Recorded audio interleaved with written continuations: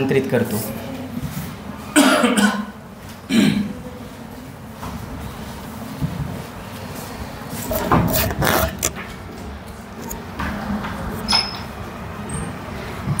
यशवंतराव चव्हाण व्याख्यानमाला जी बैशाल शिक्षण मंडळांतर्गत आपण दरवर्षी घेत असतो, या व्याख्यानमालेचं दुसरं पुष्प गुंफण्यासाठी आज आपल्यामध्ये डॉक्टर संतोष बोडके सर उपस्थित झालेले आहेत.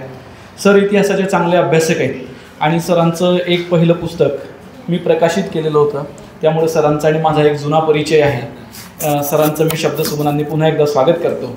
मंचावर स्थानापन्न असलेले आजच्या कार्यक्रमाचे अध्यक्ष आदरणीय प्राचार्य डॉक्टर भाऊसाहेब गमे सर, उपप्राचार्य आमचे मित्र डॉक्टर रवींद्र ठाकरे सर, पर्यवेक्षक प्राध्यापक कैलास चौधरी सर, तसेच सर्व सहकारी बंधू भगिनी आणि विद्यार्थी मित्र मैत्रिणींनो, आपलं देखील शब्दसुमनांनी हार्दिक स्वागत करतो. आपण ही व्याख्यानमाला दरवर्षी घेत असतो. मी काल बोलताना सांगितलं की बैशाल विभाग म्हणजे बिनभिंतीची शाळा. अभ्यासक्रमाच्या व्यतिरिक्त नवनवीन विषय आपल्या विद्यार्थ्यांना ऐकायला मिळावेत यासाठी आपण ही व्याख्यानमाला दरवर्षी घेत असतो. काल या व्याख्यानमालेचं पहिलं पुष्प डॉक्टर नरेंद्र आबा पाटील यांनी गुंफलं. शिवकल्याण राजा शिवछत्रपती असा त्यांच्या व्याख्यानाचा विषय होता. आणि आज डॉक्टर संतोष बोडके सर स्वातंत्र्यवीर सावरकर या विषयावरती आपल्याला मार्गदर्शन करणार आहेत. सावरकरांच्या संदर्भामध्ये अनेक प्रकारच्या गोष्टी सध्या मीडियामधून आपल्या कानावर येत असतात. अनेक प्रकारचं वेगवेगळ्या प्रकारचं राजकारण चाललेलं असतं. ते स्वातंत्र्यवीर आहेत, काही जण त्यांना माफीवीर म्हणून हिणवण्याचा प्रयत्न करतात, पण आपल्या सगळ्या महाराष्ट्रीयनांसाठी मात्र सावरकर हे नेहमी पूजनीय आणि क्रांतिकारकच राहिलेले आहे. आणि मला एक समजतं की सावरकरांचं काही बांधावरचं भांडण नव्हतं की आमच्या शेताच्या बांधावर कोणीतरी पेरलं, काही घराची भिंत पाडली म्हणून त्यांची भांडण झाली आणि त्यांना अंदमानच्या तुरुंगात पाठवलं, असं काही झालेलं नव्हतं. ते देशाच्या स्वातंत्र्यासाठी लढले म्हणूनच त्यांना अंदमानात पाठवण्यात आलेलं होतं आणि ते स्वातंत्र्यवीर होते. ते अतिशय उत्कृष्ट दर्जाचे साहित्यिक होते. त्यांनी जवळपास 45 वर ग्रंथ लिहिलेले आहेत. त्यांची जयस्तुते श्री महन्मंगले शिवास्पदे शुभदे ही कविता असेल किंवा सागरा प्राण तळमळला ही कविता असेल, हे सगळं असं वरवरच्या साहित्यिकासारखं नाही, तर प्रत्यक्ष त्यांच्या अनुभवातून आलेलं होतं आणि म्हणून ते खूप आपल्याला अपील होतं, खूप आपल्याला ते भावतं. तुझं साठी जनन ते मरण, तुझं वीन मरण ते जनन, अशा ओळी लिहिणारे सावरकर हे अतिशय उच्च दर्जाचे साहित्यिक होते. मराठी भाषा जिला आत्ताच अभिजात दर्जा मिळालेला आहे, त्या मराठी भाषेसाठी देखील सावरकरांनी कार्य केलं. त्यांनी जवळपास 55 शब्द मराठीमध्ये नवीन रुजवलेले होते. आपण आपल्या नावासमोर प्राध्यापक लावतो, प्राचार्य म्हणतो, दूरदर्शन म्हणतो, असे अनेक शब्द जे आहेत ते मराठीमध्ये रुजवण्याचं काम सावरकरांच्या नावावरती की त्यांनी हे नवीन शब्द मराठीला दिले. असं भाषाप्रभुत्व असणारे, स्वातंत्र्यवीर असणारे आणि भारतीय संस्कृतीचा ज्वाजल्य अभिमान असणारे, या संस्कृतीमधील जे काय आहे धर्मामधील आपल्या अंधश्रद्धा दूर झाल्या पाहिजे यासाठी प्रयत्न करणारे सावरकर, असंही सावरकरांचं एक वेगळं व्यक्तिमत्व आपल्याला माहिती असतं. त्यांनी हिंदू धर्मातील जे काय अनिष्ट प्रथा परंपरा होत्या त्यांना देखील विरोध केलेला होता. अनेक गोष्टी त्यांनी सामाजिक सुधारण्याच्या पण केलेल्या होत्या. तरीही राजकारणासाठी म्हणून त्यांच्यावरती अनेकदा टीका होताना आपल्याला दिसते. या सावरकरांचं सर्वांगीण व्यक्तिमत्व आपल्यासमोर उभं राहावं यासाठीचा हा प्रयत्न होता. आणि म्हणून मी आदरणीय डॉक्टर बोडके सर जे इतिहासाचे अभ्यासक आहेत त्यांना खास त्यासाठी निमंत्रित केलेलं होतं. मी पुनश्च एकदा आजच्या मान्यवरांचं हार्दिक स्वागत करतो. विद्यार्थी मित्रांनी या व्याख्यानमालांचा आवर्जून लाभ घेतला पाहिजे. आता मला मान्य आहे की उशीर झालेला आहे. सर आमच्याकडे 10:30 वाजता विद्यार्थ्यांच्या बस असतात, त्याच्यानंतर स्कॉलरशिपचे फॉर्म भरायची पण लगबग, त्यानुसार ते डॉक्युमेंट गोळा करण्याची त्यांची घाई असते आणि त्यामुळे विद्यार्थी निघून जातात लवकर. त्यामुळे आम्ही 9ची वेळ साधारण सांगत असतो वक्त्यांना, पण ठीक आहे आता उशीर झालेला आहे. तर सर अगदी कमी वेळामध्ये आणि भरपूर सावरकरांच्या विविध पैलूंवरती प्रकाश टाकण्याचा प्रयत्न इथे आपल्यासमोर करतील. मी पुनश्च एकदा सर्व मान्यवरांचे, विद्यार्थी मित्रांचे, सर्व सहकारी बंधू भगिनींचे येथे हार्दिक स्वागत करतो आणि माझ्या प्रास्ताविकाला पूर्णविराम देतो. धन्यवाद. धन्यवाद सर. आलेल्या पाहुण्यांची ओळख करून देण्यासाठी मी प्राध्यापक अभिलाषा शिंदे मॅडमना आमंत्रित करतो. ओके. सविता कांबळे मॅडम यांना आमंत्रित करतो.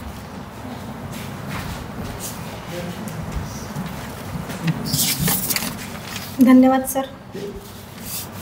महात्मा गांधी विद्या मंदिर नाशिक संचलित कला व वाणिज्य महाविद्यालय येवला व सावित्रीबाई फुले पुणे विद्यापीठ बैशाल मंडळ आयोजित यशवंतराव चव्हाण व्याख्यानमालेचे दुसरं पुष्प गुंफण्यासाठी उपस्थित प्रवक्ते आदरणीय डॉक्टर संतोष दत्तात्रय बोडके सर. सरांचे शिक्षण इतिहास विषयामध्ये MA, MPhil, सेट, PhD झालेली आहे. सरांना 16 वर्ष अध्यापनाचा अनुभव आहे.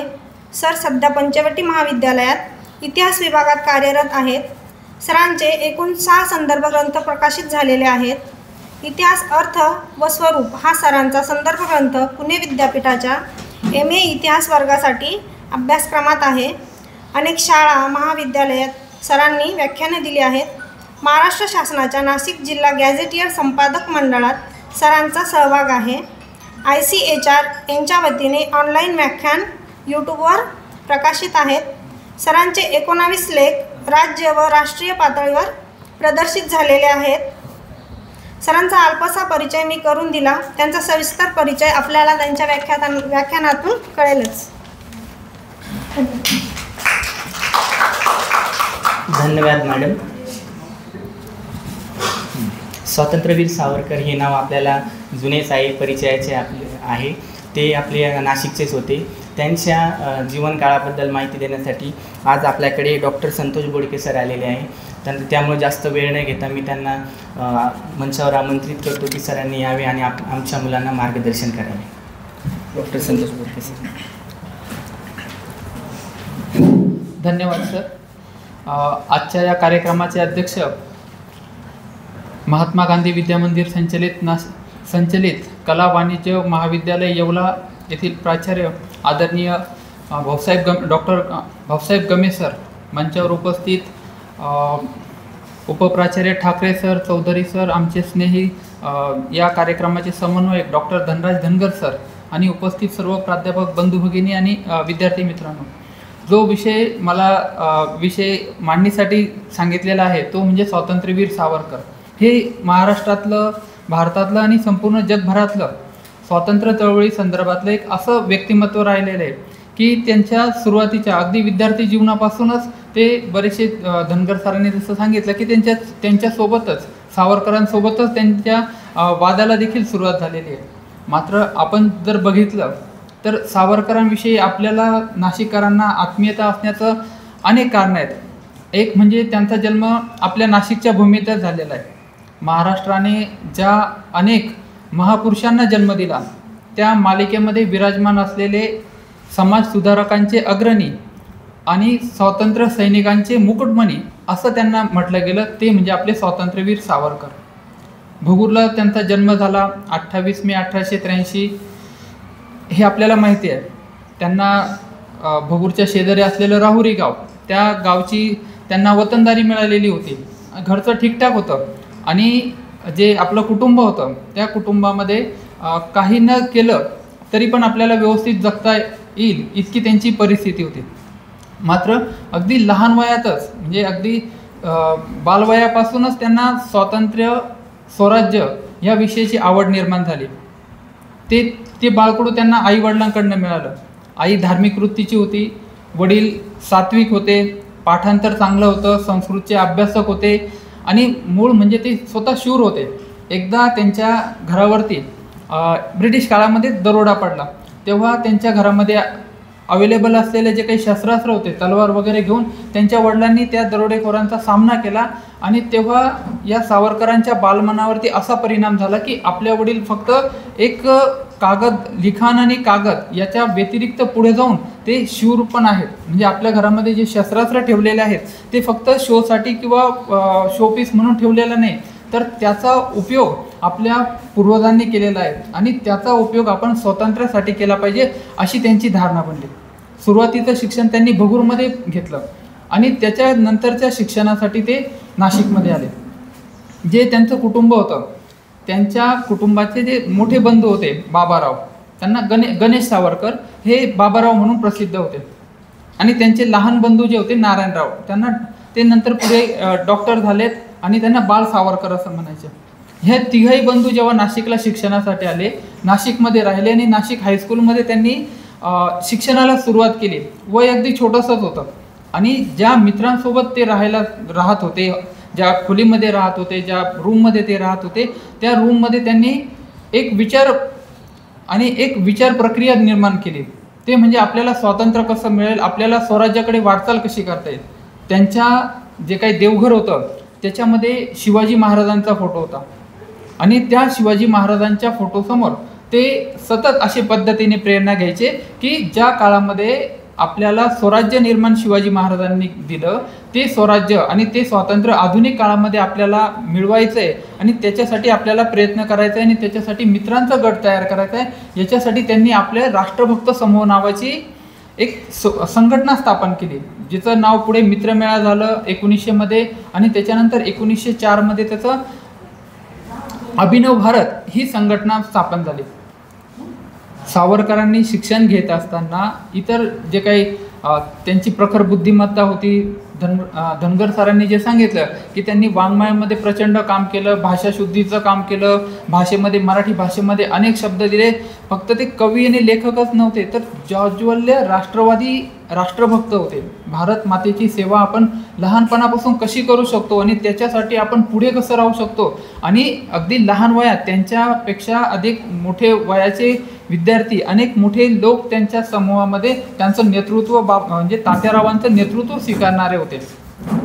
तात्यारावांनी जी अभिनव भारत संघटना स्थापन केलेली होती, हिचं वरवरचं स्वरूप जरी फक्त एक सामाजिक कार्य करण्याचं असलं, म्हणजे गणेशोत्सव असेल, शिवजयंती असेल, हे काम जरी ते करत असले, मात्र त्यातली जी अंतर्गत संघटना होती ती राष्ट्रभक्तांची होती. म्हणजे व्यायामाच्या निमित्ताने, कसरतीच्या निमित्ताने विद्यार्थ्यांना, मुलांना एकत्र करायचं आणि त्यातून भक्तीचे विचार असलेले तरुण हेरायचे आणि त्यांच्याकडनं राष्ट्रीय कार्य कसं करता येईल याचा विचार करायचा. शस्त्रास्त्र कसे जमावता येतील, तलवार ढाल कशी जमावता येईल, बंदुकी कुठनं उपलब्ध होतील, बॉम्ब निर्मितीची प्रक्रिया आपल्याला कशी करता येईल आणि त्याची प्रॅक्टिस नाशिक शहराच्या बाहेरच्या गावामध्ये जाऊन आपण कशा पद्धतीने करता येईल, अशा पद्धतीचे विचार ते करत होते. त्यांची बुद्धिमत्ता, त्यांचे प्रखर विचार, म्हणजे लहानपणापासूनच सावरकरांना वक्तृत्वाची आवड होती. त्यांचं एक शाळेमध्ये असताना त्यांचं एक भाषण स्पर्धेमध्ये, वक्तृत्व स्पर्धेमध्ये त्यांचा पहिला नंबर आला आणि त्या वक्तृत्व स्पर्धेमध्ये जे काही परीक्षक होते त्यांनी परीक्षकांनी त्यांचं कौतुक तर केलं, पण त्यांना असंही सांगितलं की जे तुम्ही भाषण केलेले हे विचार, तुमचं वय बघता तुमचे विचार नाहीत असं आम्हाला वाटतंय. तेव्हा सावरकरांनी सांगितलं की तुम्ही जे ज्येष्ठ लोक आहात किंवा जे ज्यांना अनुभव आहेत, तर नवीन तरुणांनी आपण पुढे यावं किंवा ते विचार असं नसतील अशा पद्धतीचे विचार तुम्ही कशा पद्धतीने करू शकता. आणि अशाच एका व्याख्यानासाठी ते नाशिकच्या बाहेर गेले होते, तेव्हाही त्यांचा पहिला नंबर आला आणि तेव्हा त्यांना विचारण्यात आलं, त्या बक्षीस समितीच्या जे काही मान्यवर होते त्यांनी विचारलं की तुम्हाला आम्ही कोणतं बक्षीस द्यावं. तर त्या काळामध्ये प्रसिद्ध असलेला शिवरामपंत परांजपे यांचा काळ वृत्तपत्र हे वर्षभरासाठी मला मोफत मिळावं अशा पद्धतीची त्यांनी डिमांड केली. आजच्या घडीचे किंवा आजचे विद्यार्थी, तुम्ही किंवा मी असो, आपण ती वेगळी कदाचित मागणी केली असती किंवा वेगळ्या वस्तूंची मागणी केली असती, मोबाईल किंवा काय लॅपटॉप वगैरेची आपण मागणी केली असती कॉलेजकडनं, संस्थेकडनं. मात्र त्या काळामध्ये त्यांनी वाङ्मयाची मागणी केली. म्हणजे ह्या माणसाने फक्त सरस्वतीची सेवा नाही केली, तर आपल्या देशाची देखील, म्हणजे भारत मातेची, भूमातेची देखील सेवा केली.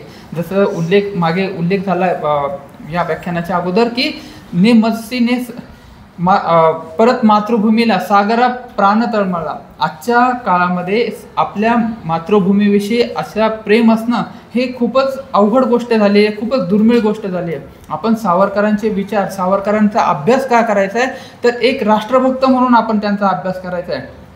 सावरकरांवरती जर म्हणजे सपोज कोणी टीकाही करत असेल किंवा काय करत असेल, तर हे सर्व महापुरुष आहेत. महात्मा गांधीजी असतील, सावरकर असतील, बाबासाहेब असतील, हे सर्व इतकी मोठी मंडळी आहेत. त्यांचे नाव आपण उच्चारणं इथपर्यंत पण आपली त्याची कॅपॅसिटी नाही किंवा आपलं शिक्षण नाही किंवा आपला तितका अनुभव नाही. ही खूप मोठी मंडळी आणि तरी देखील ह्या मोठ्या मंडळींचा परस्पर संवाद होता. परस्परांना ते एकमेकांनी आदराने वागत होते. त्यांची वैचारिक मतभेद असतील कदाचित, पण ते एकमेकांचा द्वेष मात्र त्यांनी कधीच केला नाही. कारण प्रत्येकाला ही गोष्ट माहिती होती की यांचं जे कार्य आहे प्रत्येकाचं, म्हणजे अगदी बाबासाहेबांनी महात्मा गांधीजींचा केलेला विचार किंवा महात्मा गांधीजींनी रत्नागिरीमध्ये सावरकरांना भेटले तेव्हा त्यांनी केलेला एकमेकाचा आदर तिथ्य किंवा त्यांच्या पत्नींनी केलेला एकमेकाचा आदर, ह्या गोष्टी खूपच मोठ्या गोष्टी आहेत. आपण जेव्हा त्यांच्या काहीतरी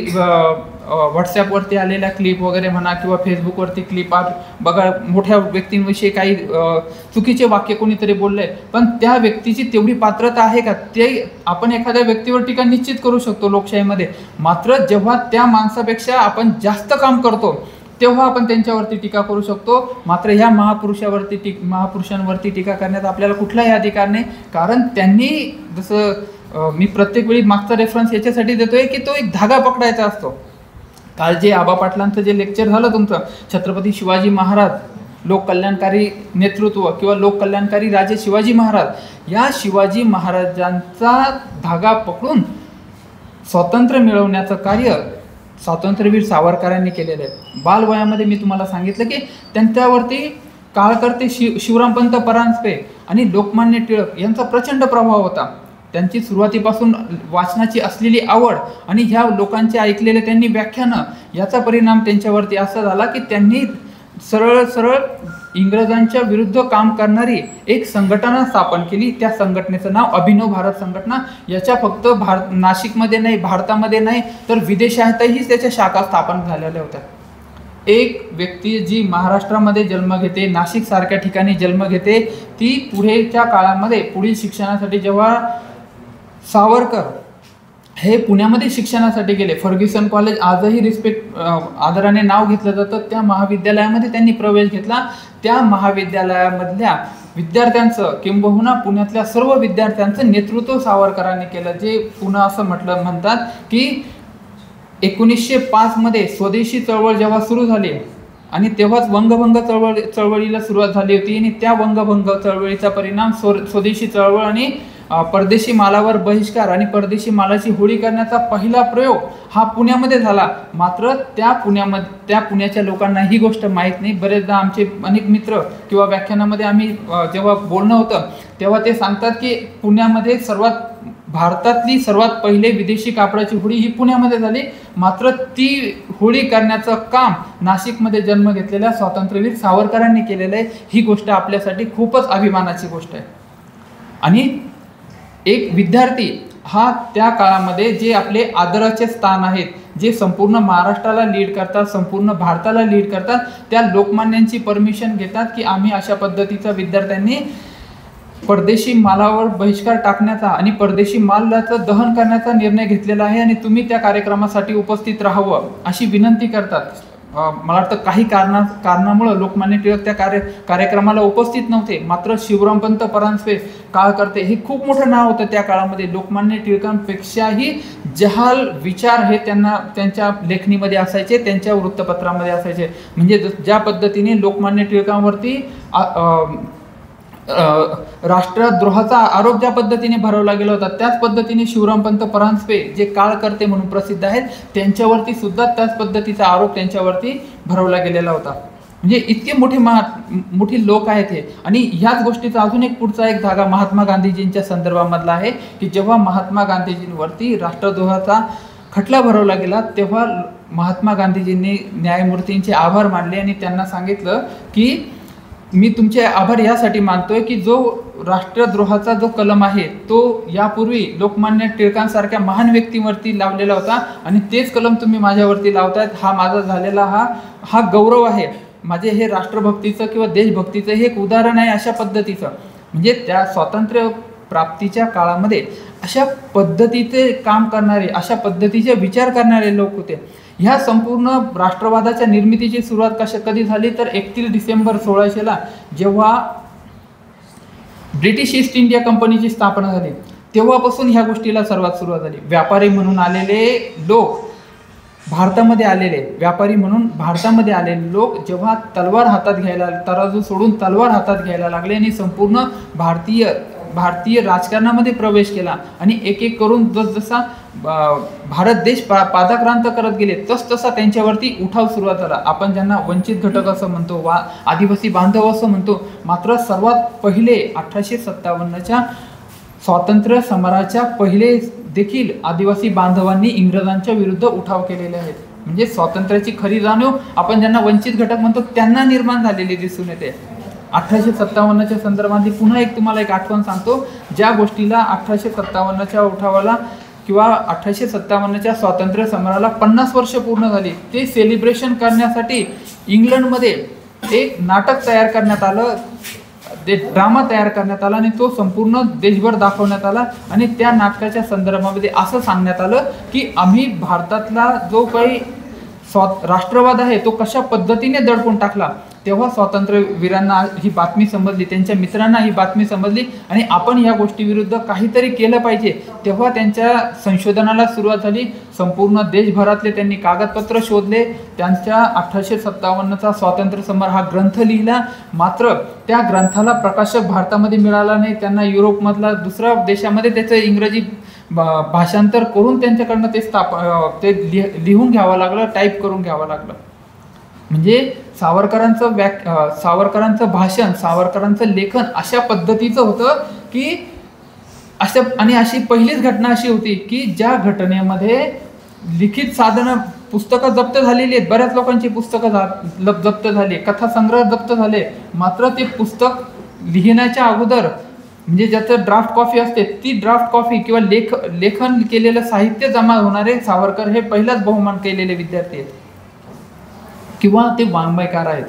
सावरकरांच्या संदर्भामध्ये मी तुम्हाला जे सांगितलं की होळी, जी परदेशी विदेशी कापडाची होळी त्यांनी केली होती, त्यावेळी त्यांचं भाषण इतकं प्रभावी झालं होतं. सीमा परांजपेंनी त्यांचं खूप कौतुक केलं. अशा मोठ्या माणसांना ज्यांना आपण आदर्श मानतो त्यांनी कौतुक करणं ही खूपच मोठी गोष्ट होती. मात्र ज्या हॉस्टेलमध्ये ते राहत होते, फर्ग्युसन कॉलेजच्या, रँगलन परांजपे नावाचे प्रिन्सिपल तिथे होते आणि त्या कॉलेजला, त्या महाविद्यालयाला, त्या हॉस्टेलला हे सरकारी अनुदान मिळत असल्यामुळं तिथे अशा पद्धतीचं देशविरोधी, सरकारविरोधी काम हे तिथं पत्नी पडणं शक्य नव्हतं.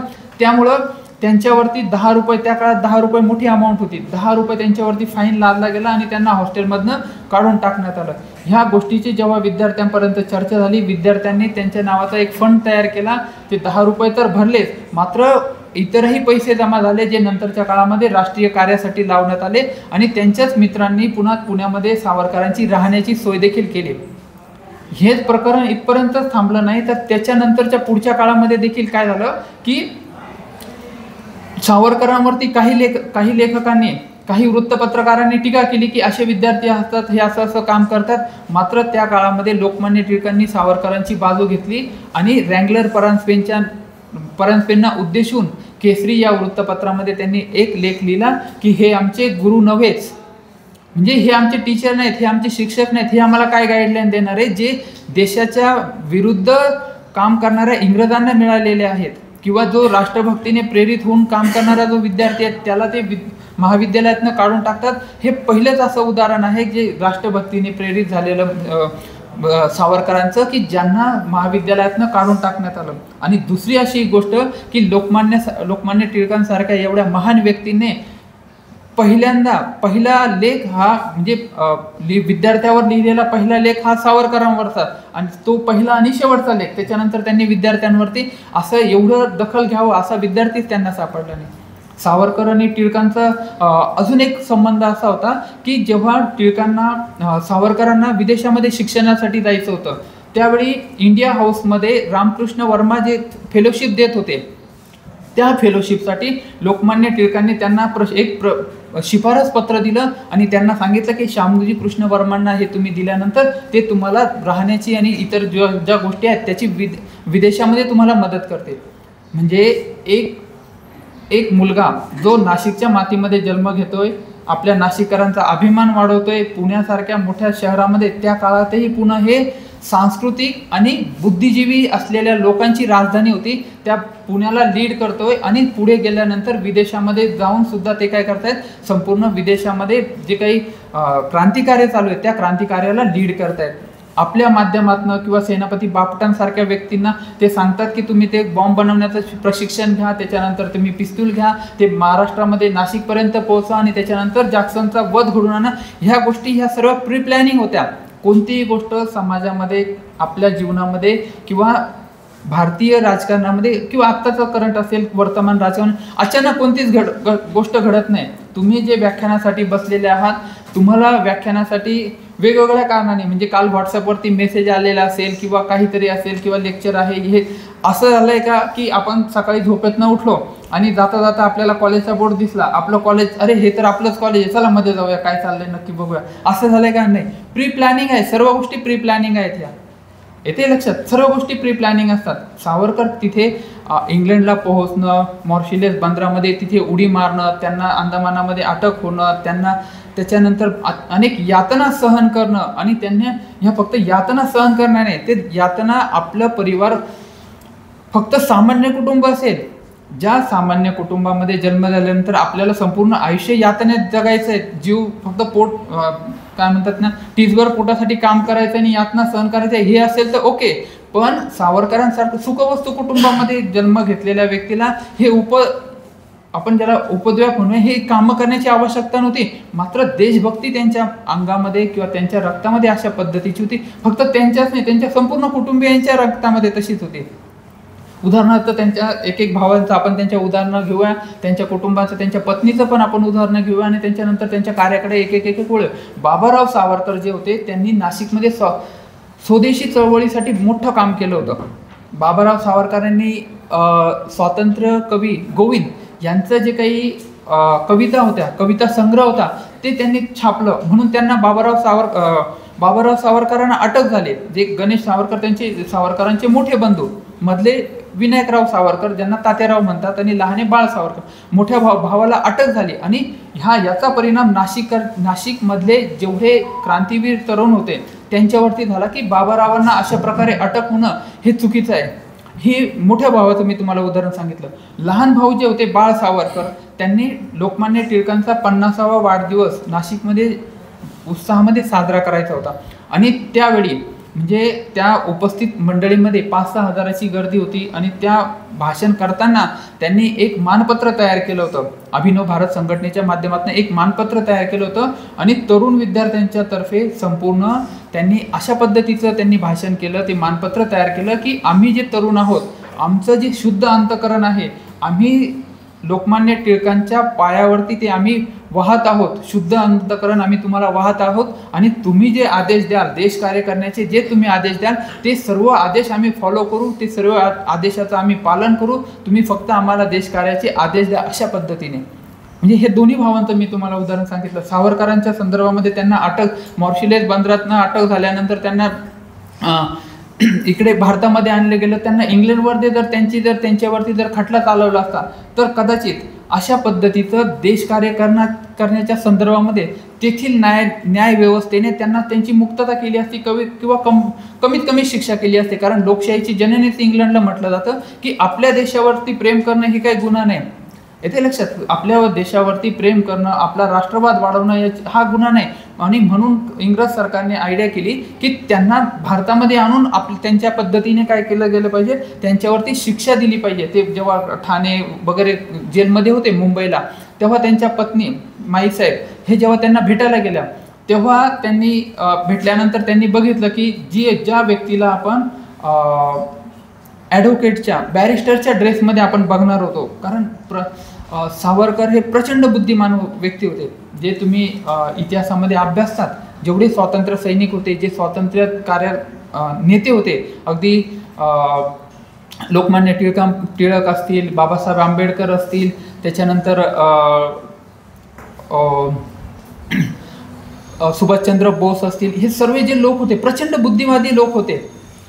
येथे लक्षात, प्रचंड बुद्धिवादी लोक होते. आपण सामान्य लोक त्यांच्या बुद्धीची कल्पनाच करू शकत नाही. आणि त्यांना वाटलं असतं, सरदार वल्लभभाई पटेल वकील होते, त्यांना जर वाटलं असतं की आपल्याला आपल्या कुटुंबासाठी 7 मजली बिल्डिंग बांधायची घर म्हणून, तर ते बांधू शकले असते त्या काळामध्ये.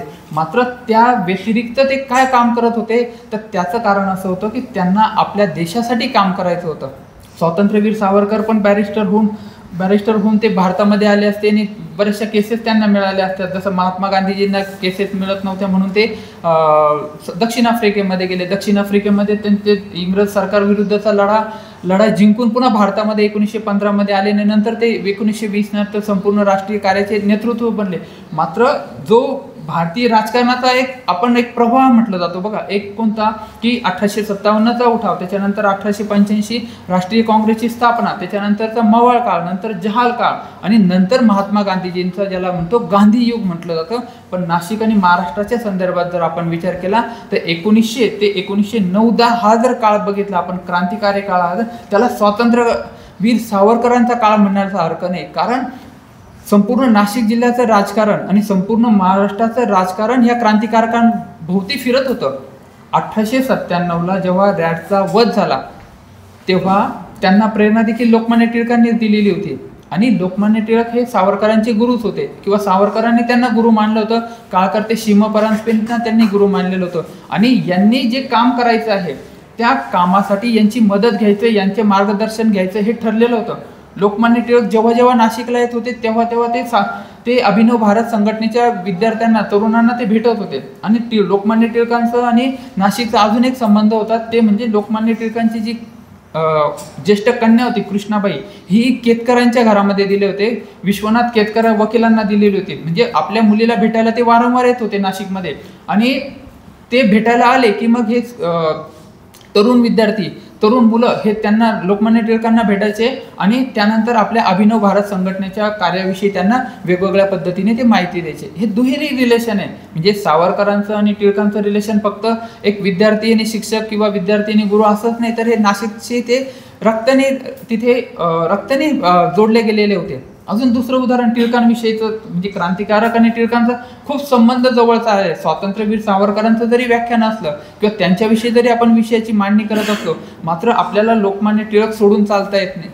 त्याचं कारण असं की लोकमान्य टिळक हे संपूर्ण महाराष्ट्रातल्या क्रांतिकारकांचे आद्य होते. मी तुम्हाला जसं सांगितलं की 1857 रॅडचा जो खून झाला, चाफेकर बंधूंनी जो खून केला किंवा चाफेकर बंधूंनी जो वध केला, चाफेकर बंधू वेगवेगळ्या ठिकाणी प्रवचनं वगैरे करत होते. त्या काळामध्ये त्यांच्या वडिलांसोबत वेगवेगळ्या ठिकाणी ते प्रवचन करायचे पुण्यामध्ये. आणि एक प्रवचन झाल्यानंतर ते टिळकांना भेटले आणि टिळकांना सांगितलं की महाराज कशा पद्धतीने व्याख्यान वगैरे व्यवस्थित झालं का, त्यांनी विचारलं की तेव्हा टिळकांनी सांगितलं पुण्यामध्ये तर इथे शांतताच आहे म्हणे, इथे सर्व षंडच लोक आहे म्हणे, तसं जर नसतं तर रॅड अजून जिवंत कसा. हे शब्द ज्या दोन तरुणांनी ऐकलं, जे आध्यात्मिक पद्धतीने प्रवचनं द्यायचे, मोठ्या प्रमाणामध्ये व्यायाम करायचे, अनेक व्यायामशाळेमध्ये त्यांनी तयारी करायचे, इतर शस्त्रास्त्र चालवण्याची जी प्रॅक्टिस करायचे, त्यांच्या एक गोष्ट लक्षात आलं की आपण कुठेतरी चुकतोय. आणि टिळकांनी आपल्याला एक कामगिरी दिली आणि ती कामगिरी त्यांनी राणीच्या जुबली वर्षाच्या निमित्ताने त्यांनी त्या कार्यक्रमामध्ये रँड साहेब आलेले होते, त्यांचा त्यांनी तिथे शेवट केला आणि त्यांना नंतर पुढच्या काळामध्ये फाशी देण्यात आलं. हे आपल्या सर्वांना इतिहास माहिती आहे.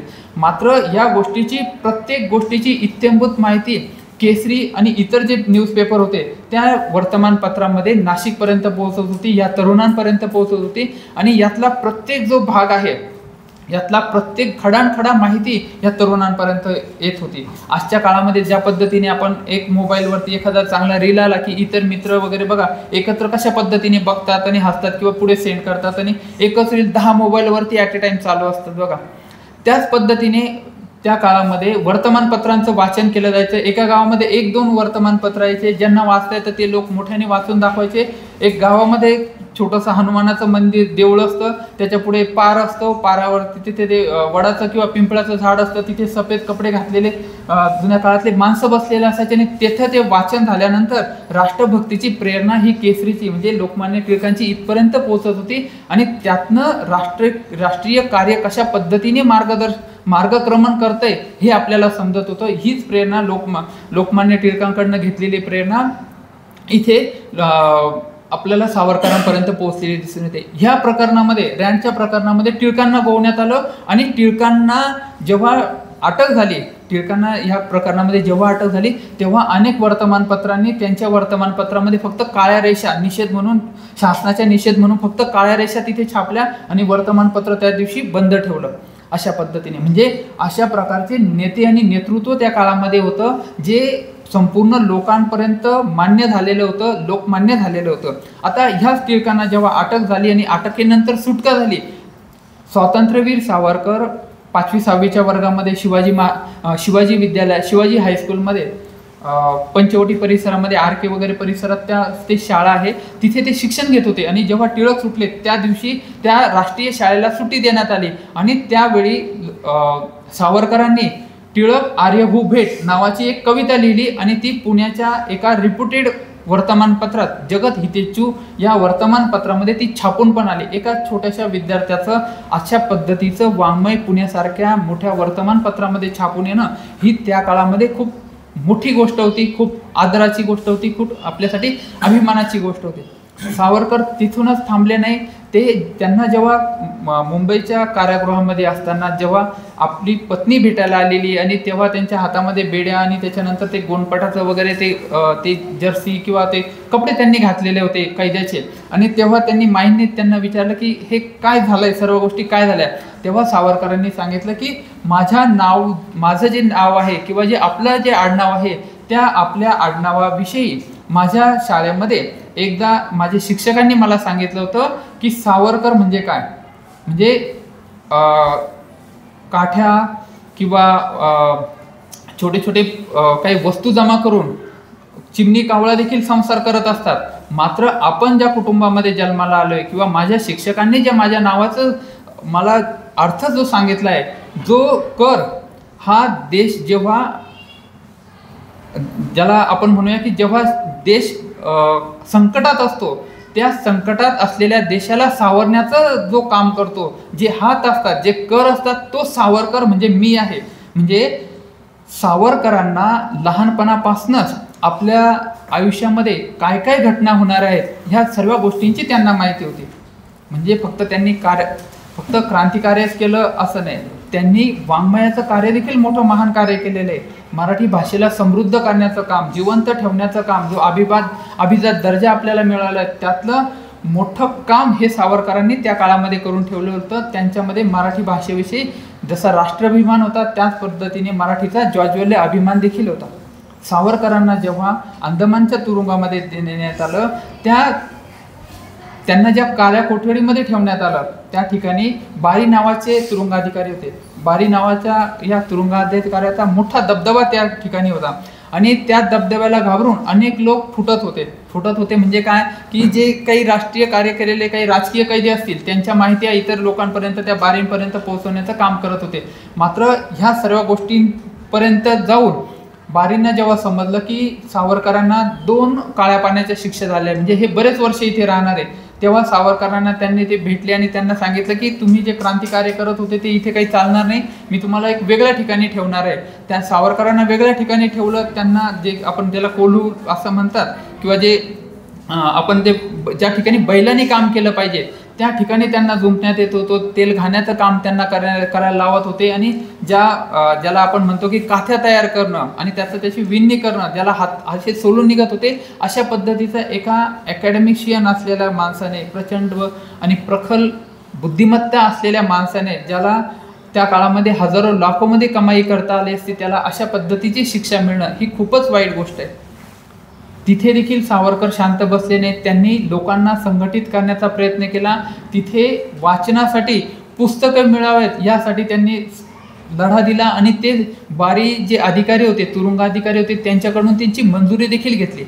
आणि जेव्हा इतर जे काही कैदी होते त्या कैद्यांना इतर फॅसिलिटी सावरकरांना लक्षात आलं की आपल्यामुळं मिळत नाहीये, तेव्हा त्यांनी बारी साहेबांना सांगितलं की तुम्ही माझ्यामुळे जर यांना तशा फॅसिलिटी देत नसेल तर तुम्ही इतरांना फॅसिलिटी दिल्या तरी चालेल, माझी त्याच्यामध्ये कोणतीही हरकत नसणार आहे. 2 भावांचं तिथे भेट झाली. बाबाराव सावरकर अंदमानच्या जेलमध्ये होते, सावरकर देखील त्याच जेलमध्ये होते. मात्र दोघांना एकमेकांना माहीत नव्हतं की आपण ह्याच जेलमध्ये, आपले भाऊ ह्याच जेलमध्ये राहतात हे त्यांना माहीत नव्हतं.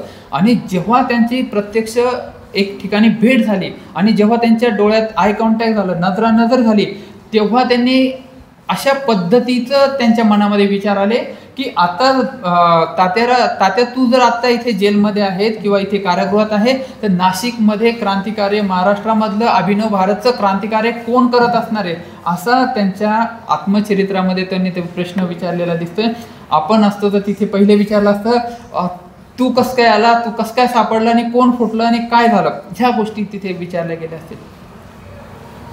विद्यार्थी मित्रांनो, आपण सावरकरांचा विचार, सावरकरांचा अभ्यास आणि सावरकरांना यासाठी ऐकायचे ते कोणत्या धर्माचे होते, कोणत्या जातीचे होते, त्याच्या पलीकडे जाऊन त्यांची राष्ट्रभक्ती कशी होती, त्यांनी एक राष्ट्र एकत्र ठेवण्यासाठी काय प्रयत्न केले, त्यांनी लोकांना स्वातंत्र्य कार्य करत असताना ह्या तर गोष्टी बऱ्याचशा अडचणी आल्या, त्यातनं ते बाहेर तर आलेच, मात्र याच्या व्यतिरिक्त जेव्हा त्यांना रत्नागिरीमध्ये स्थानबद्ध ठेवण्यात आले तेव्हा देखील त्यांनी समाजाचाच विचार केला, त्यांनी आपल्या समाज बांधवांना एकत्र आणण्याचा प्रयत्न केला, त्यांनी जातीपातीमधले भेद असलेले तिथे एकत्र सहभोजनाच्या त्यांनी पंक्ती बसवल्या, त्यांनी अनुलोम विलोम विवाह ज्या पद्धती आहेत त्या पद्धती त्यांनी प्रॅक्टिस केल्या.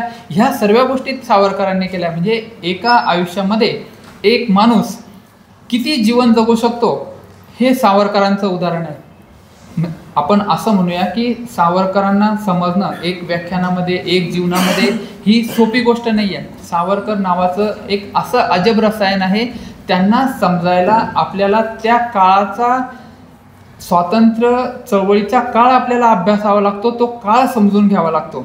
ज्या काळामध्ये स्वराज्य आणि स्वातंत्र्य असं म्हणणं हे देखील तिथे ज्याला असं देशद्रोह किंवा राष्ट्रद्रोह म्हटलं जात होतं, तेव्हा 1905 मध्ये कोठोरे वगैरे सारख्या ठिकाणी, नाशिक सारख्या ठिकाणी अनेक ठिकाणी तात्यारावांच्या अनेक सभा होत होत्या आणि एक तरुण विद्यार्थ्याच्या सभेला अशी 500 आणि हजारोची गर्दी जमत होती आणि ते कोणतेही पैसे देऊन वगैरे न आणलेले लोक असायचे, जे राष्ट्रभक्तीने प्रेरित असायचे आणि तात्याराव आपल्याला काय नवीन विचार देतात हे ऐकण्यासाठी तिथे आलेले असायचे.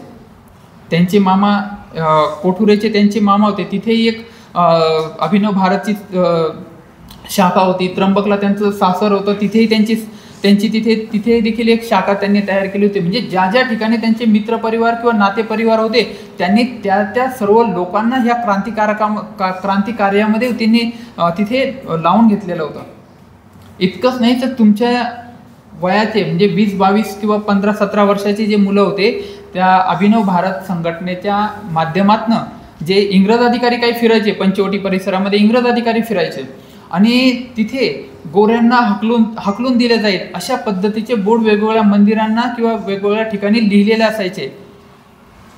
त्यावेळेचे ग्रीनवे नावाचे जे काही DSP साहेब होते, त्या DSP साहेबांना अशा अनेक ठिकाणी दिसले आणि ज्या जिल्हाधिकाऱ्यांचा, ज्या जॅक्सनचा वध नाशिकमध्ये करण्यात आला, 1909ला त्यांचा वध झाला, त्या जॅक्सनने आपला एक मित्र, पुण्यातला आपला एक मित्र जो मराठी होता त्याला नाशिकमध्ये आणलं आणि नाशिकच्या लोकांमध्ये त्यांना राहायला सांगितलं आणि त्याला अशी माहिती काढायला सांगितली की नाशिकमध्ये नक्की चाललंय काय त्याची माहिती सांगा.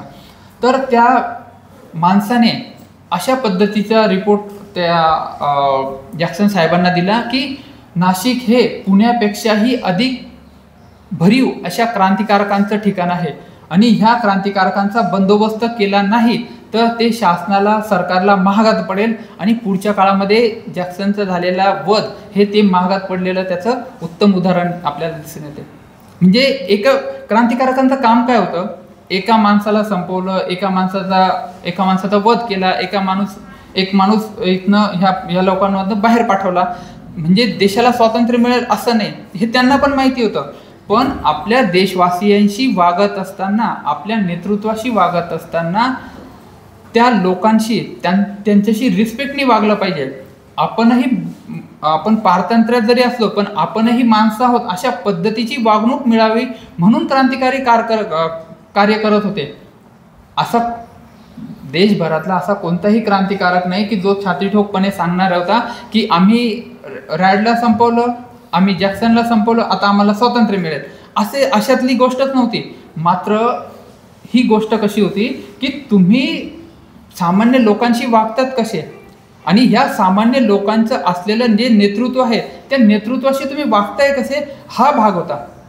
स्वातंत्र्यवीर सावरकरांचं जीवनचरित्र आपण जेव्हा बघतो किंवा त्यांचं जीवनचरित्र जेव्हा अभ्यासतो, त्यांच्यावरती बरेच अनेक लोकांनी, मोठमोठ्या लोकांनी त्यांचे चरित्र लिहिले आहेत.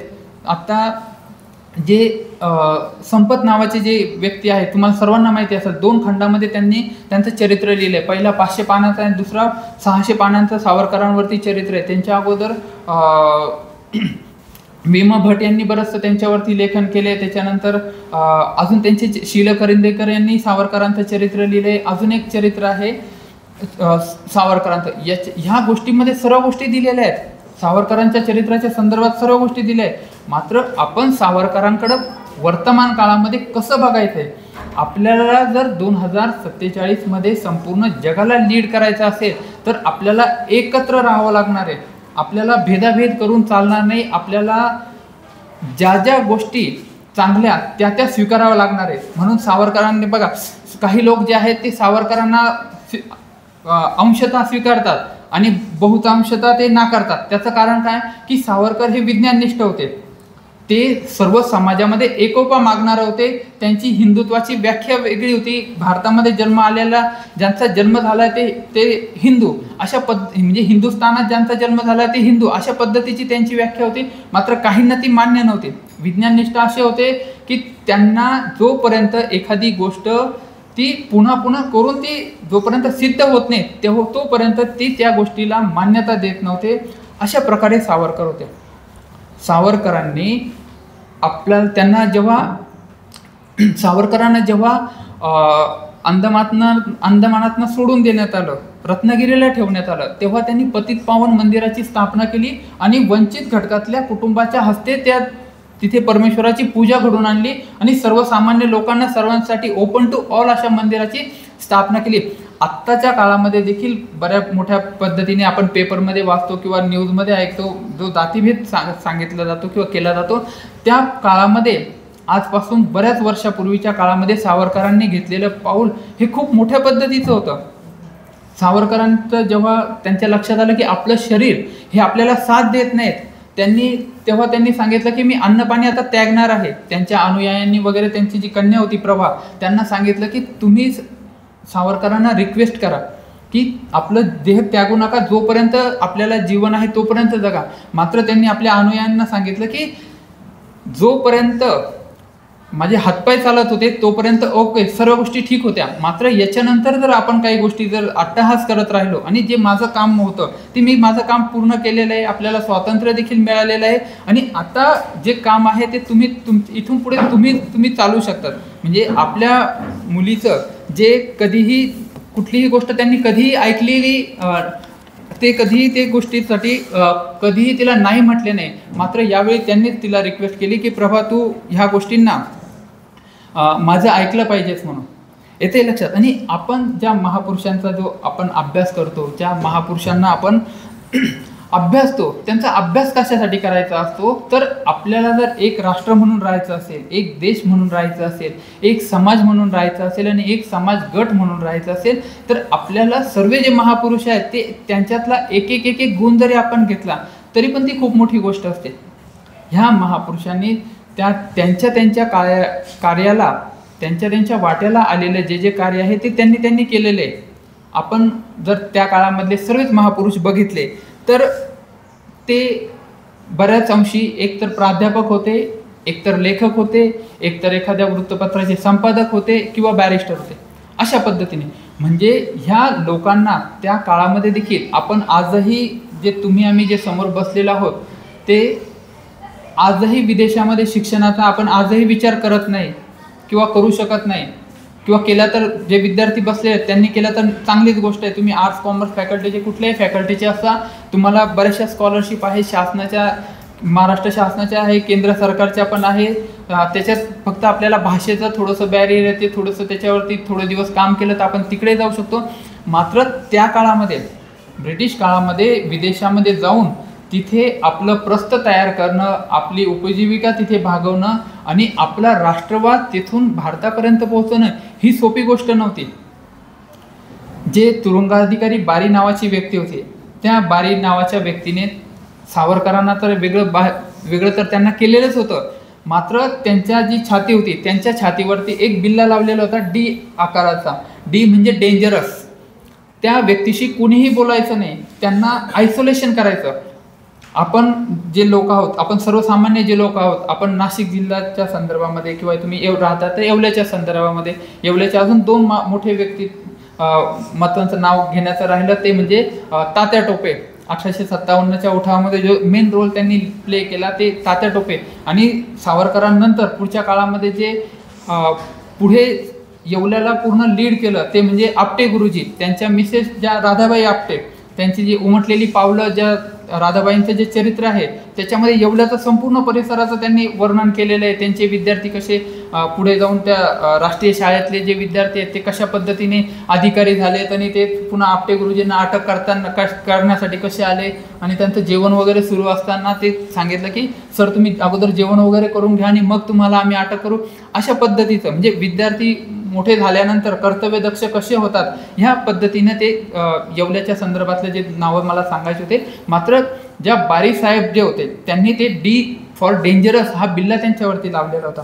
जेव्हा सावरकरांना शिक्षा झाली 2 काळ्या पाण्याची म्हणजे 2 जन्मठेपेची जेव्हा त्यांना शिक्षा झाली तेव्हा सावरकरांच्या मनामध्ये विचार आला आणि त्यांनी असं तो बोलूनही दाखवला की मला 50 वर्षाची शिक्षा पूर्ण होईपर्यंत तुम्हाला सर्वांना वाक्य ते माहिती तुमचं शासन असेल काय. म्हणजे त्यांना एवढा कॉन्फिडन्स होता किंवा त्यांना एवढा आत्मविश्वास होता की इथून पुढचे जे 50 वर्ष आहेत तोपर्यंत इंग्रजांचं शासन हे भारतावरती राहणारच नाही. अशा पद्धतीने तुम्ही जर तो स्वातंत्र्याचा काळ बघितला असेल, तुम्ही क्रांतिकार्याचा काळ आपण सोडला, त्याच्यानंतर 1920ची असहकार आंदोलन, त्यानंतर सविनय कायदेभंग चळवळ 1930-32ची, त्याच्यानंतर 1940-41ची वैयक्तिक सत्याग्रह, 1942चं छोडो भारत आंदोलन, तोपर्यंत बघा महात्मा गांधीजींनी कधीच सांगितलं नाही की आम्हाला डायरेक्टली स्वातंत्र्य द्या किंवा लोकांना त्यांनी सांगितलं नाही की आम्ही स्वतंत्र आहोत म्हणून. 42 पर्यंत महात्मा गांधीजी हे एक वाट बघत राहिले. कुठल्या गोष्टीची वाट बघत राहिले की समाजामध्ये जागृती निर्माण होईल. त्याच पद्धतीने सावरकरांनी देखील कशा पद्धतीने हे केलं की देशामधल्या काही लोकांना तरी क्रांतिकार्य करावं लागेल ना. आणि क्रांतिकार्य किती लोक करत असतात? 100 फक्त 1.5 ते 2% लोक क्रांतिकार्य करत असतात. म्हणजे एखादं शासन मग ते क्रांतिकार्याच्या माध्यमातून असेल किंवा ज्याला आपण म्हणूया की संवैधानिक मार्गाने बदलण्याची गोष्ट असेल तर ते फक्त 1 ते 1.5% लोकांनी जरी प्रयत्न केला तरी पण ते तुम्ही अण्णा हजारेंचं आंदोलन बघित असेल, तुम्ही शाळेमध्ये लहान असाल तेव्हा, आलं लक्षात. मात्र संपूर्ण महाराष्ट्रामध्ये, संपूर्ण भारतामध्ये सफेद टोपी पुन्हा वापरायला लोक सुरू झाले होते आणि त्याच्यावरती काही लोक त्याच्यावरती मे अण्णा हो अशा पद्धतीचे ते हे करत होते. आणि त्याचा परिणाम तुम्ही बघितला असेल की डायरेक्ट झालं ते 2014 झालेलं सत्तांतर ते तुम्ही बघितलं असेल. येथे लक्षात म्हणजे क्रांती नावाची जी गोष्ट, शब्द जरी छोटा असला तरी पण तो वाटतो तितका सोपा नाही किंवा त्या क्रांतिकार्यासाठी संपूर्ण आपल्या जीवनाची तिथे आहुती करून घ्यावं लागते. जे ज्याला आपण म्हणूया की सावरकरांना ज्यांनी आपल्या महाविद्यालयातनं काढून टाकलं किंवा सावरकरांना ज्यांचं दाखला त्यांनी शिक्षण त्यांनी बंद केलं किंवा हॉस्टेलमधनं त्यांनी बाहेर काढून टाकलं, त्या रँगलर परांजपे यांनी जेव्हा सावरकरांचा 60वा वाढदिवस होता तेव्हा त्या कार्यक्रमाचे अध्यक्ष, म्हणजे नॅचरली भारताला स्वातंत्र्य मिळालं होतं आणि त्या कार्यक्रमाचे अध्यक्ष रँगलर परांजपे होते. आणि ते रँगलर परांजपे हे सावरकरांच्या विषयी काय म्हटलेत, म्हणजे 1905-06 सावरकरांना कॉलेजमधनं बाहेर काढलं. अजून 2 गोष्टी आहेत ह्या शिक्षणाच्या संदर्भातल्या सावरकरांच्या, त्या मी घेतो कारण त्या पुणे बोलण्याच्या याच्यामध्ये लक्षात नाही राहिलं तर स्वातंत्र्यापूर्वी नागपूर विद्यापीठाने आणि स्वातंत्र्यानंतर पुणे विद्यापीठाने सावरकरांना डिलीट ही पदवी दिली. सन्मानाची पदवी असते, PhD पेक्षा पुढे जाऊन डॉक्टर ऑफ लिटरेचरची डिलीट ही पदवी दिली. आणि तेव्हा सावरकरांनी जो मुंबई विद्यापीठाला अर्ज केला होता त्यांची BA ची डिग्री घेणं बाकी होतं, त्यामुळं इंग्लंडमध्ये त्यांची बॅरिस्टरची डिग्री थांबून राहिली होती. ही आफ्टर रिटायरमेंट अनेक वर्षांनी ते मुंबई विद्यापीठाने ती दिली. ही एक गोष्ट. आणि दुसरी अशी गोष्ट की ज्या शिक्षकांनी, ज्या गुरूंनी त्यांना हॉस्टेलमधनं बाहेर काढलं होतं त्यांनी त्यांच्या 60व्या वर्षीच्या समारंभामध्ये सावरकरांविषयी 38 वर्षांनी काय वाक्य म्हटले होते ते मी तुम्हाला वाचून दाखवतो. यानंतर पुढे 38 वर्षांनी सावरकरांच्या हीरक महोत्सव समारंभाचे अध्यक्ष या नात्याने रँगलर परांजपे यांनी अभिमानाने म्हटले होते की सावरकरांना मी त्यांच्या तरुणपणी ओळखू लागलो तेव्हाच कुशाग्र बुद्धिमत्ता, भावनापूर्ण वक्तृत्व, ओघवती लेखनशैली आणि आकर्षक व्यक्तिमत्व या त्यांच्या गुणांबरोबरच त्यांच्या प्रखर राष्ट्रभक्तीची मला जाणीव झाली होती. ही जाणीव त्यांना तेव्हा झाली होती, मात्र त्यांच्यावरती असलेल्या बंधनामुळं त्यांना काही निर्णय, हे कठोर निर्णय हे घ्यावे लागत होते आणि घ्यावे लागतातच. हीच गोष्ट रँगलर परांजपे, रँगलर ही गणितामध्ये खूप एक्सपर्टाईज असलेल्या व्यक्तीला ती पदवी दिली जायची किंवा ती परीक्षा पास झाल्यानंतर रँगलर ही पदवी दिली जायची. त्या रँगलर परांजपेंना सावरकर नावाचे जे काही व्यक्तिमत्वाचं गणित होतं त्या काळामध्ये त्यांना समजलं नव्हतं आणि त्या सावरकरांच्या 60व्या वर्षामध्ये त्यांच्या लक्षात आलं की सावरकर नावाचं गणित काय आहे म्हणून.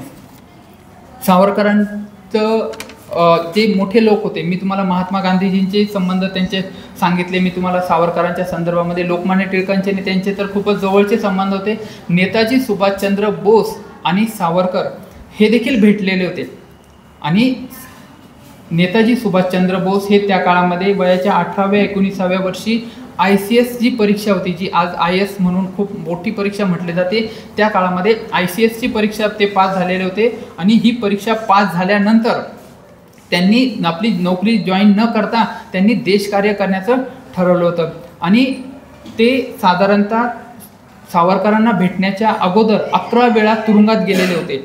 सावरकरांना जेव्हा त्यांची भेट झाली, सावरकरांनी त्यांना सांगितलं की नेताजी, तुम्ही अशा पद्धतीने वारंवार तुरुंगात जाऊ नका.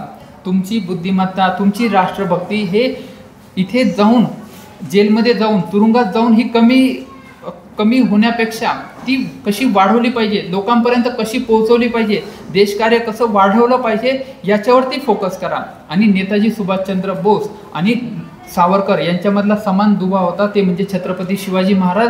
क्रांतिकारकांचे नेतृत्व हे शिवाजी महाराजांना ते मानत होते आणि आग्र्याहून सुटका वगैरे ह्या सर्व गोष्टी तुम्हाला माहितीच आहेत. आणि अशाच पद्धतीने हे काम करत असताना म्हणजे तुम्हाला मी माईंची आठवण सांगितली की आपल्या जे क्रांतिकार्य त्या काळामध्ये लोक करत होते, ते क्रांतिकार्य करत असताना तिथल्या त्या लोकांना, त्या क्रांतिकारकांच्या परिवाराला, त्यांच्या कुटुंबांना कोणत्याही पद्धतीची मदत होऊ नये याची सरकार खूप मोठी खबरदारी घेत होते. म्हणजे त्यांचं संपूर्ण वाडा वगैरे जो तुम्ही आज बघितला असेल, सावरकर वाडा बघितला असेल, महाराष्ट्र शासनाचं ते दत्तक घेतलेलं स्मारक आहे, खूप छान बनवलं आहे त्यांनी. तिथे मागे वगैरे खूप छान बनवलं आहे, तुम्ही बघाल तर ते एक खूप छान वास्तू ती आत्ता निर्माण झालेली आहे, पवित्र वास्तू ती निर्माण झाली आहे. मात्र त्या काळामध्ये ही वास्तू सोडून जेलसारख्या ठिकाणी राहणं आणि तिथे संपूर्ण जन्मठेपीची शिक्षा स्वीकारणं आणि पुन्हा आपण आपल्या देशामध्ये, आपल्या मायभूमीमध्ये परत जातोय की नाही याची जाणीव नसणं ही खूप मोठी गोष्ट आहे.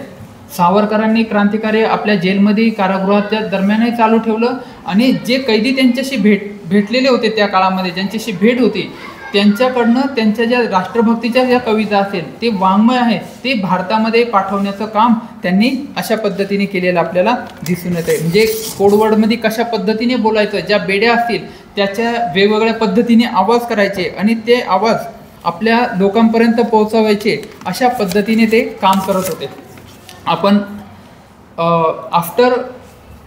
भारताला स्वातंत्र्य मिळाल्यानंतर सावरकरांनी कोणतं काम केलं तर सर्व समाजाला एकत्र आणण्याचं, सर्व जाती धर्मांना एकत्र आणण्याचं त्यांनी काम केलं. आणि त्यांनी समाजाला अशा पद्धतीचं आवाहन केलं की तुम्ही जे वेदाचा अभ्यास एक फक्त ज्याला असं म्हणतात की फक्त काही विशिष्ट वर्गच करू शकतो, तर तसं नाही, तर वेदाचा अभ्यास सर्व लोकांना करू द्या, त्या स्त्रिया असतील किंवा वंचित घटक असतील, सर्वांना त्याच्यामध्ये काम करू द्या. परदेश गमनाला विरोध करू नका, कारण परदेशात मीही शिक्षण घेऊन आलेलो आहे आणि तिथे गेल्यानंतर समाज बघितल्यानंतर आपल्याला खरं स्वातंत्र्य काय असतं, स्वातंत्र्य याचा अर्थ स्वराचार नाही, स्वातंत्र्य याचा अर्थ काय की आम्हाला आपल्या सेल्फ डेव्हलपमेंटसाठी वाव असणं हे परदेशात गेल्याशिवाय आपल्याला लक्षात येत नाही. आणि कुणालाही कोणताही व्यवसाय करण्याचं स्वातंत्र्य असो. आत्ताच्या घडीमध्ये बघा, आपण केस कटिंगचं दुकान कोणीही टाकू शकतो किंवा ते हबीब वगैरे जे आहेत बघा, तिथे त्यांची अपॉइंटमेंट घ्यावं लागते, त्यांची फ्रँचायझी घ्यावं लागते, ते कटिंगचं वगैरे खूप मोठे चार्जेस असतात. कुणीही काही करू शकतं, म्हणजे शूजचं दुकान तुम्ही कुणीही टाकू शकतं, कुठल्याही वर्गाचा किंवा कुणीही विद्यादानाचं काम करू शकतं. ते बॅरियर नसले पाहिजे असं सावरकरांनी मांडलं. बुद्धी प्रामाण्यवादी प्रचंड होते, विज्ञाननिष्ठ प्रचंड होते, मुलांना सैनिकी शिक्षण दिलं पाहिजे अशी त्यांचा आग्रह होता. अशा प्रकारचे जे सावरकर आहेत त्यांनी जे आपल्या याच्यामध्ये आपल्या वाङ्मयामध्ये त्यांनी लिहून ठेवलं होतं की घेतले व्रतन आम्ही अंधतेने लुब्ध प्रकाश इतिहास निसर्ग माने जे दिव्य दाहक म्हणून असायचे बुद्ध्यांचे वाण धरिले करी हे सतीचे. म्हणजे जे सती जी असते सती, तुम्ही सतीप्रथा ऐकलं असेल.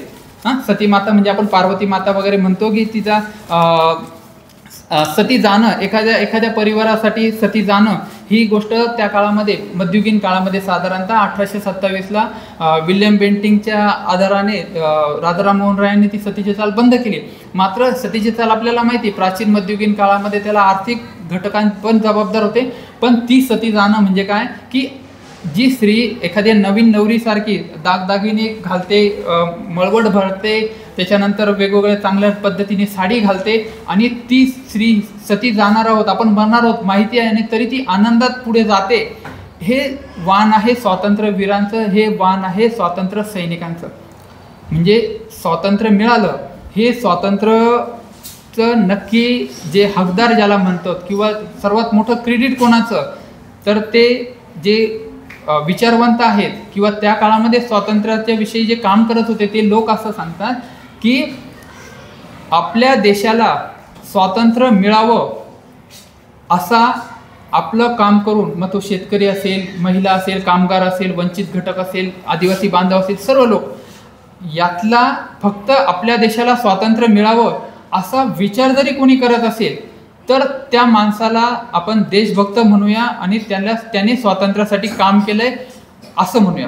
कारण विचारच जे असतात ते विचारच काय करत असतात, आपल्याला घटनेला किंवा कृतीला आपण ते काय करत असतात, ते प्रेरणा देत असतात. तुम्ही सर्व विद्यार्थ्यांनी मला यायला उशीर झाला त्याबद्दल मी माफी मागतो. तुम्ही शांततेत ऐकून घेतलं. सर्वात पहिले तुमचे आभार मानतो. महाविद्यालयाचे प्राचार्य आदरणीय भाऊसाहेब गमे सर यांनी मला बोलवलं. आमचे स्नेही धनराज धनगर सर यांनी लगेचच त्याचा पाठपुरावा केला आणि मला उशीर आल्यानंतरही माझं आदरातिथ्य महाविद्यालयात केलं. याबद्दल मी सर्वांचे आभार मानतो आणि थांबतो. आपल्या सर्वांचे धन्यवाद.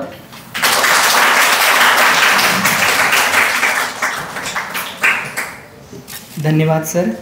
सरांनी आज आपल्या अमूल्य मार्गदर्शन केलेले आहे. त्यांनी स्वातंत्र्य सावरकरांच्या कार्याची माहिती आपल्याला दिली, तसेच आपल्या देशभक्तीची भावना निर्माण केली असं मी मानतो.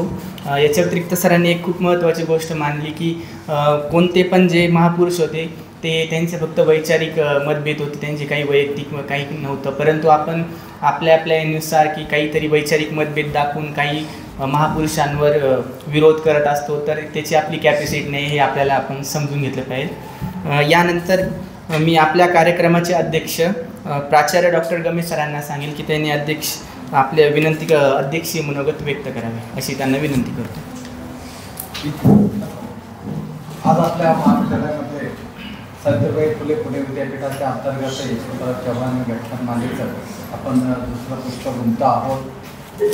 हे पुष्प गुंफण्यासाठी आपल्याकडे आलेले आदरणीय बोडके सर की ज्यांनी विनायक दामोदर सावरकर यांच्याविषयी जी माहिती दिलेली आहे ते अतिशय मौलिक माहिती आहे. एखाद्या व्यक्तीचं चरित्र आपण सांगतो, परंतु चरित्राबरोबर कार्य जे आहे, कारण व्यक्तीचं चरित्र हे त्याच्या कार्यावरून ठरत असतं. आणि मग विदा सावरकर यांनी केलेलं जे काम आहे त्याच्यामध्ये भाषाशुद्धीची चळवळ असेल, ते अतिशय विज्ञानवादी होते.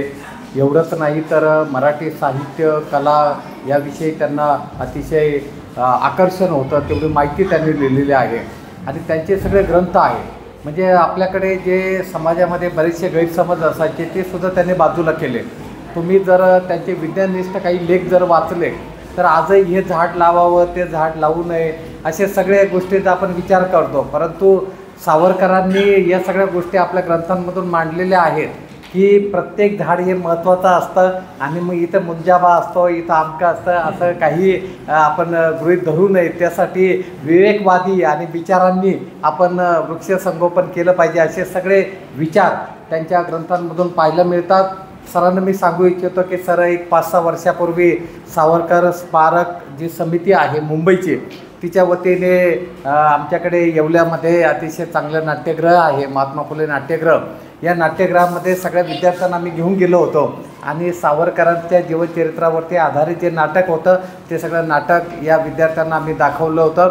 हे सगळं जे प्रयत्न आहे म्हणजे सावरकरांची चरित्र आपल्याला कळावं, त्यांचं कार्य आपल्याला कळावं, स्वातंत्र्यासाठी त्यांनी जे काही संपूर्ण आयुष्य वेचलेलं आहे तो सगळा इतिहास कळावा.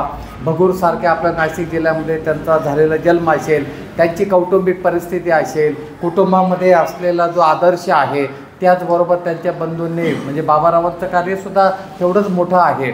आणि मग त्यांनी अभिनव चळवळ असेल किंवा इथे जी नाशिक जिल्ह्यामधून स्वातंत्र्याची जी चळवळ उभी केली, या सगळ्यांवरती अतिशय चांगला साक्षेपी अशा प्रकारचा प्रकाश सरांनी टाकलेला आहे. सर, तुम्हाला सांगू इच्छितो की याहीपूर्वी मी उल्लेख केलेला आहे की 1999 साली आपल्या महाविद्यालयाने येवला तालुका स्वातंत्र्य चळवळ विशेषांक प्रसिद्ध केला. त्याच्यामध्ये येवल्यातले जेवढे स्वातंत्र्य सेनानी आहेत त्यांच्या कार्याचा उल्लेख आहे आणि त्याच्यामध्ये सावरकरांचा सुद्धा फार महत्त्वाचा उल्लेख आहे. तो यासाठी की येवल्यामध्ये लोकमान्य टिळक येऊन गेले, येवल्यामध्ये महात्मा गांधीजी येऊन गेले, येवल्यामध्ये म्हणजे तात्या टोप्याचं तर येवल्यामध्ये जन्मच झालेला आहे. डॉक्टर बाबासाहेब आंबेडकरांनी धर्मांतराची घोषणा येवल्यामधून केली आणि मग ही जी भूमी आहे म्हणजे नाशिक जिल्हा काय, येवला तालुका काय, ही स्वातंत्र्य चळवळीसाठी बलिदान दिलेल्या हुतात्म्याची ही भूमी आहे. त्यामुळे मी तुम्हा सगळ्यांना असं सांगेल की आपल्याकडे हुतात्मा स्मारक आहे. माझी खूप दिवसाची इच्छा आहे सर, आमच्याकडे हिस्ट्री हा विषय स्पेशलायझेशनला म्हणजे मेजरला नाही आहे, परंतु मला असं वाटतं की मी प्राध्यापकांनाही आवाहन करेन की तुम्ही सगळ्या विद्यार्थ्यांचे तिथे सगळ्यांना आपण घेऊन जाऊया आणि स्मारकामध्ये तो जो इतिहास आहे त्याच्यावरती आपण इथे येवल्यामध्ये इतिहासाचे चांगले क्षीरसागर म्हणून चांगले अभ्यासक आहेत त्यांना बोलूया. आणि मग ज्यांनी आज आपल्याला स्वातंत्र्य मिळालं, आपण लोकशाही गणराज्य व्यवस्थेमध्ये आपण राहतो आहे, संविधानाप्रमाणे आपला देश चाललेला आहे, परंतु हे सगळं निर्माण करण्यापाठीमागे ज्यांनी आयुष्याचं बलिदान दिलेलं आहे, संपूर्ण आयुष्य खर्ची घातलेलं आहे, त्या सगळ्यांचं स्मरण होणं ही खूप गरजेची गोष्ट आहे. मी तुम्हाला विनंती करेन की आपल्याला एक स्टडी टूर म्हणून आपण स्मारकाला भेट देणार आहोत. त्याचबरोबर ज्या आपल्या संस्थेच्या जागेवरती डॉक्टर बाबासाहेब आंबेडकरांनी धर्मांतराची घोषणा केली, आज मोठा स्तूप तिथं उभा आहे, तिथे सुद्धा आपण जाणार आहोत की जेणेकरून हा इतिहास शेवटी राष्ट्रीय शैक्षणिक धोरणामध्ये आपलं जे लोकल हा सगळा जो इतिहास आहे हा विद्यार्थ्यांना माहिती असला पाहिजे.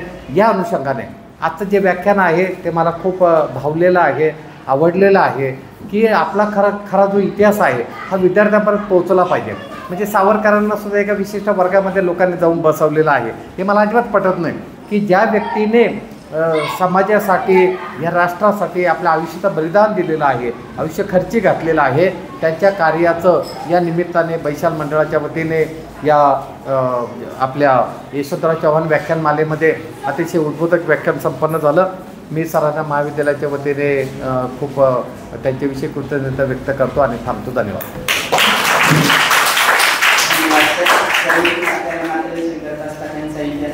इतिहासाचा अभ्यास पण थोडा गाढ आहे, त्यामुळे ते नेहमी आपल्याला मार्गदर्शन करत असतात. धन्यवाद सर. यानंतर मी आपल्या कार्यक्रमाचा गोड भाग म्हणजे आभार प्रदर्शनासाठी प्राध्यापक बावळ सर यांना मंचावर आमंत्रित करतो.